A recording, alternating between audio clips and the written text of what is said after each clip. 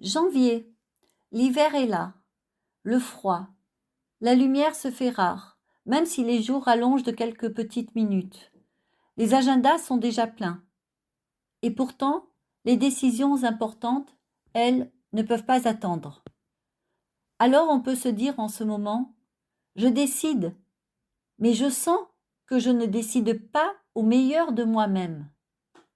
C'est aussi ce qui m'arrive. Fatigue diffuse de la préfète, esprit encombré, pression permanente dans un environnement et un contexte instable, mouvant, imprévisible, exigeant. Dans cet épisode, je vais tenter de vous montrer comment protéger votre énergie afin de retrouver des décisions plus claires, plus justes, plus sereines, même quand tout autour semble brouillé. Bienvenue dans C'est le moment de s'épanouir, le podcast dédié à celles et ceux qui veulent décider, avancer et entreprendre avec plus de clarté, de justesse et de sérénité. Ici, on prend le temps de regarder autrement ce qui fait vraiment la différence pour s'épanouir durablement. Chaque épisode vous offre des prises de conscience, des micro-déclencheurs, des outils concrets qui ouvrent des portes, avec douceur, mais avec impact, avec bienveillance, mais avec intention. Vous êtes exactement au bon moment, au bon endroit. Bonjour à toutes et à tous. Alors avant tout, je vous propose de prendre 3 respirations qui vont vous permettre de vous relaxer et de vous ancrer dans le moment présent. Je vais respirer en même temps que vous.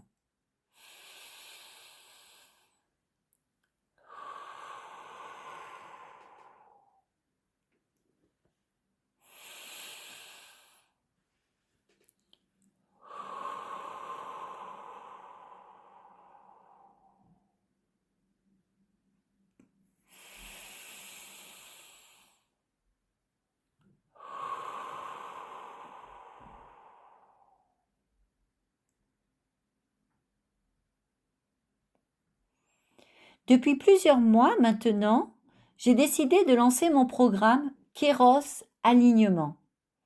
Les compétences sont là, confirmées par une certification et surtout par une incarnation complète. L'engagement rencontre mon pourquoi. Tout semble être présent pour se faire. Et pourtant, l'épuisement triomphe. Mes journées, en ce début janvier, travaillent sur la stratégie de communication. Cela a été mon métier durant 30 ans, je sais faire. Réflexion sur le positionnement de mon programme. Je vais droit vers mes clients de cœur. La sensation de porter seul le poids de tout, c'est un fait. Mais j'ai réuni autour de moi des conseils de mentors, de coachs. Et pourtant, le résultat est là. Des décisions reportées ou prises dans l'urgence. Irritabilité, déception de moi-même, perte de confiance dans mon propre jugement. Je ne manquais ni de compétences ni de vision. Je manquais d'espace. Ce que beaucoup ignorent, c'est que la qualité d'une décision dépend directement de l'état énergétique dans lequel elle est prise. Quand l'énergie baisse, on décide plus vite, mais moins bien. On confond urgence et importance. On réagit au lieu de choisir. La fatigue n'est pas un problème moral. Ce n'est pas un manque de volonté. C'est un signal. Et en hiver, ce signal est encore plus fort. Moins de lumière, plus de charge mentale, plus d'incertitude. Toutefois, l'objectif n'est pas d'en faire moins par principe. C'est de décider au bon moment avec la bonne énergie. Ce que je me suis appliqué alors, c'est tout simplement ce que je conseille à mes clients. Une sensation de clarté retrouvée, des décisions plus calmes et plus solides, un sentiment de reprise de contrôle, sans rigidité. Alors voilà 5 leviers puissants que j'utilise dans mes accompagnements et rarement appliqués avec autant de précision. Premier levier, créer des zones non négociables de récupération. Pas quand j'aurai le temps, mais avant que la fatigue décide à votre place. Pour moi, cela passe par mon yoga le matin, la pause déjeuner, m'arrêter sauf contretemps à une heure définie et surtout lever le pied le week-end. Voire quelquefois lever le pied 1 heure ou 2 dans l'après-midi si nécessaire. Deuxième levier, réduire le volume de décisions quotidiennes. Décider moins, mais mieux. Beaucoup de leaders s'épuisent sur des micro-choix sans impact réel. Rappelez-vous la loi de Pareto, aussi connue sous le nom de loi des 80-20, qui désigne une règle statistique observée dans de nombreux domaines, selon laquelle 80% de la valeur globale est produite par 20% du travail effectué. Troisième levier, identifier son créneau de lucidité maximale.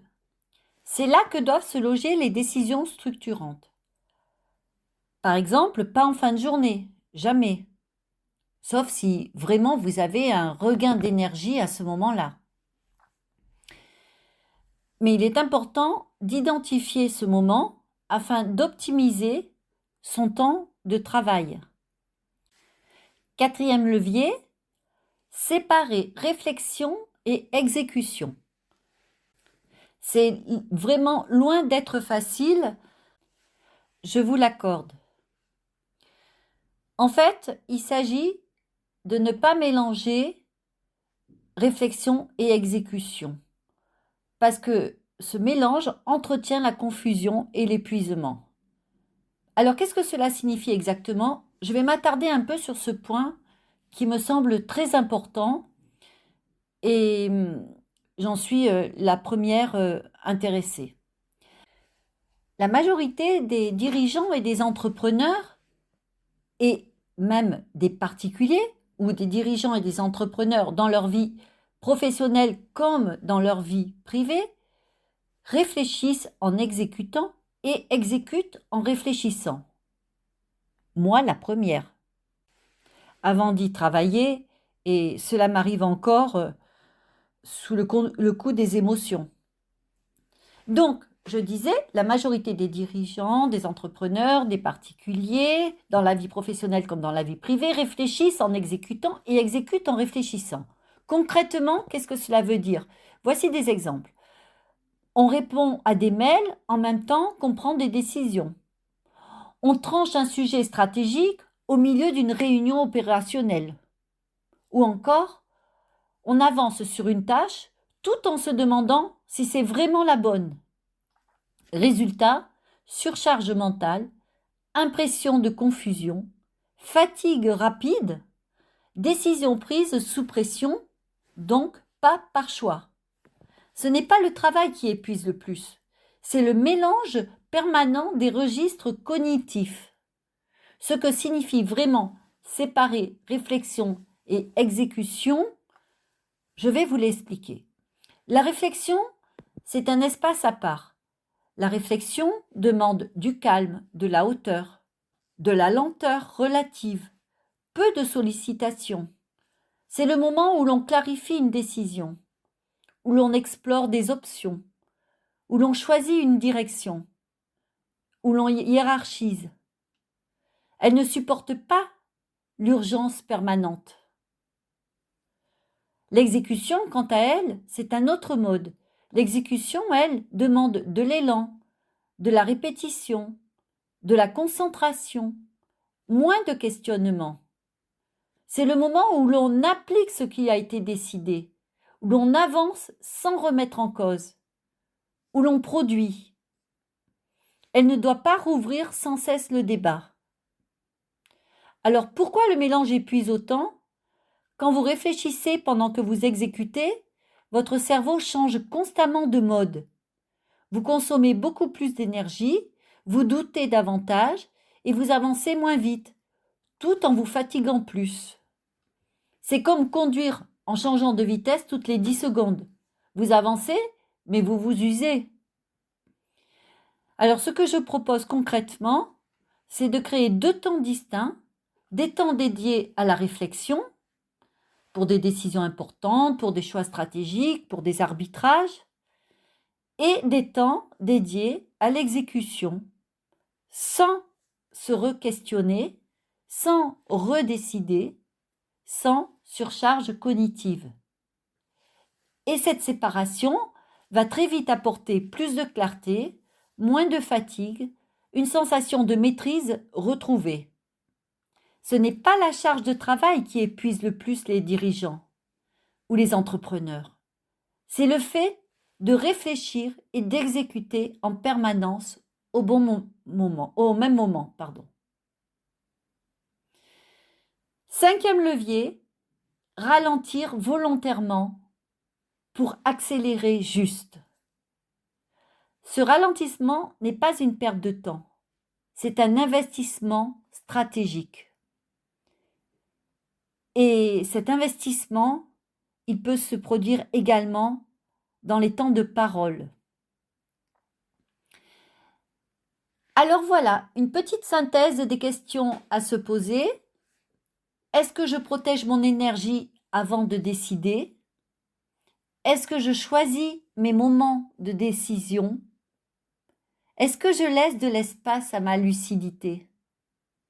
Et est-ce que je décide par clarté ou par pression? Si cet épisode résonne, c'est sans doute que vous sentez que quelque chose doit évoluer dans votre manière de décider. Alors je vous invite à une chose simple cette semaine. Observez une décision que vous prenez différemment, juste en changeant le moment où vous la prenez. Et venez me dire ce que cela change pour vous. Les plus grandes transformations commencent souvent par un ajustement discret mais décisif. J'espère que cet épisode vous a amené à réfléchir pour une vie meilleure et s'il a résonné en vous, je vous invite à prendre un instant pour observer ce que vous pouvez ajuster dès cette semaine et si vous le souhaitez, prolongez la réflexion, partagez votre ressenti, votre expérience ou simplement une prise de conscience. Je suis à votre disposition. Il suffit de m'envoyer un message privé. Abonnez-vous, partagez et retrouvez-moi jeudi prochain pour continuer à avancer, grandir et vous épanouir. Votre transformation commence maintenant.